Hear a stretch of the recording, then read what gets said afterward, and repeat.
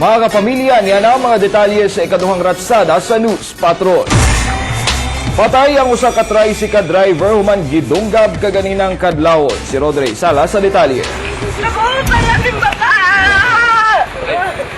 Ay, dong! Dong! Ibuhay pala ka, dong! Patay na nga naabtan sa iyong mga kabanay ang 21 anyos ng tricycle driver nga si Reynald Caballes pasado alauna kaganihang kadlawon sa Medina Street sa Davao City.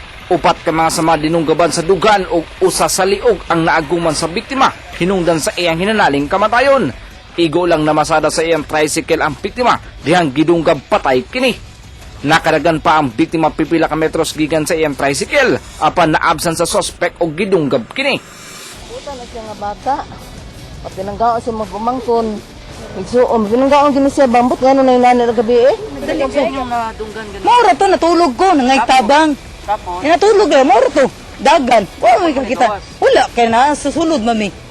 Way nakakita sa panghitabo. Sanglit kasagaran sa mga residente na nga tulog na. Ginaimbestigahan pa sa mga pulis kung unsa ang motibo sa krimen. Aron mailhan ang responsable ni ini. Rod Ray Salas, ABS-CBN News. Mga kapamilya, sadyang nag-enjoy sa ilang paglaag sa People's Park ang mga bata gikan sa Paquibato District, Davao City. Isip tuman sa saad ni Mayor Rodrigo Duterte. Kauban sa mga bata ang ilang mga ginikanan nga misuroy palibot sa People's Park. Pero una nini, nangaligo sila sa dagat sa Turil ug milaag sa dakong mall sa JP Laurel Avenue. Dako ang pasalamat sa mga ginikanan, ilabi na kay sagad nila, dili kanunay madala sa syudad, tungod sa kalayo o kapitos. Salamat migda ko sa iya ha, sa iyang gibuhat namo, mga bata nalingaw kay, nalipay, nabusog. Yan, na-enjoy gyud, labi sa sine, oh, sa sine. Kay kadto pugid sila kakita og dako kaing tao daw. Dako kay artista. Wala pasalamat si Mayor. Nalipay ang 27 ka mga lolo ug lola sa Kosugian Home for the Aged niadtong Sabado. Human gidalitan og pagkaon ug libreng check-up sa mga doktor nga miyembro sa Davao Medical Society. Naasay film showing aron dili laayon ang mga hamtong. Giadapt sa DMS ang Kosugian mao nga nagahimo sab sila og free screening sama sa pagkuha sa FBS, cholesterol ug ECG. Ang ubang doktor dinhi sab nagsaulog sa ilang birthday ug niadtong Sabado imbes nga maglipay-lipay sa Home for the Aged gisaulog ni Gian Hernandez, trabahante sa usa ka pharmaceutical company ang iyang birthday nga gikalipay sab pag-ayo sa mga hamtong.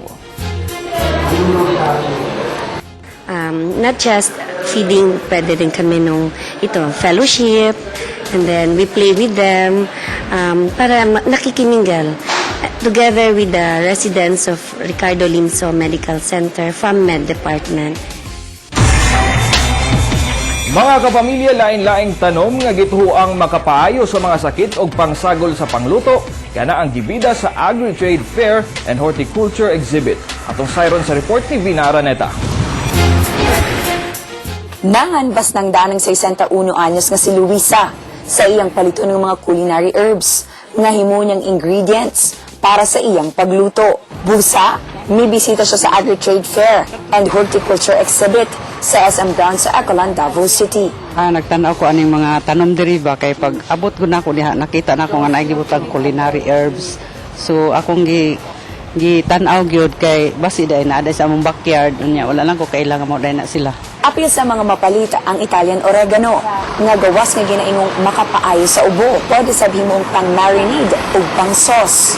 Hasta sabang rosemary, basil, peppermint o thyme nga makapawala pod ug langsa sa ginalutong karne. Makita sabang stevia nga pwedeng ipuli sa asukal. Naasab para sa mga tea lover, may chocolate mint, lemon balm o green tea. Kining oriander sawtooth, himuong dips kung sausawan. Kani siya ma'am, makaano po siya ma'am, isa po siya sa makaayo sa, ang iba ma'am na makaayo sa mga sakit-sakit. Nya, tapos, kuan po siya ma'am, affordable po kay isa po siya makalami, isa to ang mapagkaon. Gawa sa mga herbs, doon na sa gi-exhibit ng mga nindot kaayong bonsai na 1,800 hangtod 12,000 pesos ang presyo. Nasa mga klase-klase sa bulak sama sa orchids. Dakong oportunidad ang ingani nga mga trade fair alang sa mga negosyante ug sa mga planong magnegosyo og tanom kay mailhan ang ilahang mga produkto nga pwede sa pang-export. Ang trade fair hangtod Agosto 27. Vina Araneta, ABS-CBN News.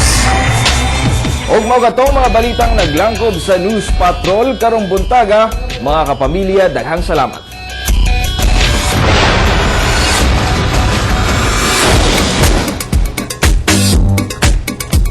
Mga kapamilya, belated happy birthday lang kang Vivian Watanabe o kang Pastor Edith Trimble of Mount Apo Baptist Church from Randy Cañedo. Og mga kapamilya, kaganiya atong nagkita ang pagpakita abilidad sa mga off-road racers atong balikan airport.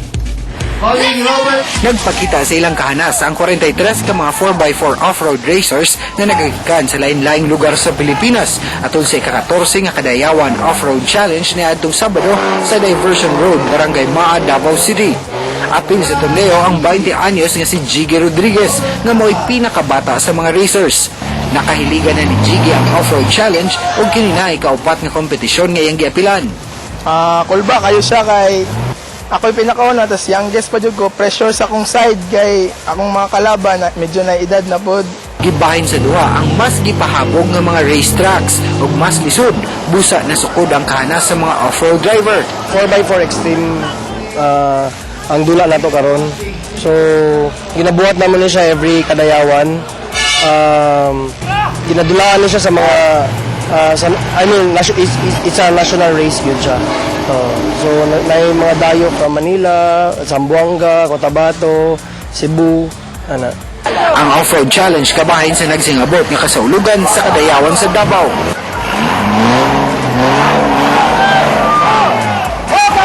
Yan, Nelo, daghan nagigay mga nagsugod nga mga aktibidad kabahin sa nagsingabot nga Kadayawan sa Davao. Okay, syempre, very excited sa tas sa mga butay nga Kadayawan Festival. Ug syempre, full force sab ang ABS-CBN Davao sa pagsaulog sa Kadayawan Festival din sa Davao City. Pero price of the week, una kita, Nel, sa atong mga kapamilya, tagnaa lang kung pila ang presyo sa atong item of the week. Ang atong item, usa ka Electric Kettle Pot. Ug syempre, i-post lang ninyo ang mga tag na sa official Facebook fan page sa Mayong Buntag Mindanao Official. Ug syempre, karong Biyernes, atong i-anunsyo ang lucky winner. And syempre sa atong mga kapamilya, pasalamatan lang naman atong mga sponsors, no? Ang Gaisano Grand City Mall sa among gisuot ni Hernel og ni Elvin. Okay, syempre, daghang salamat sa Gaisano Grand City Mall, Hairs and Nails og Hair to Die for Salon. And first cape para sa atong landscape design. Syempre daghang salamat sa Hair to Die, Hairs and Nails, Metro Lifestyle og si Michelle and Claude. Would like to thank Mas. Syempre hangtod ugma pohon mga kapamilya, pagpadayon ng kalingawan din sa Mayong Buntag Mindanao.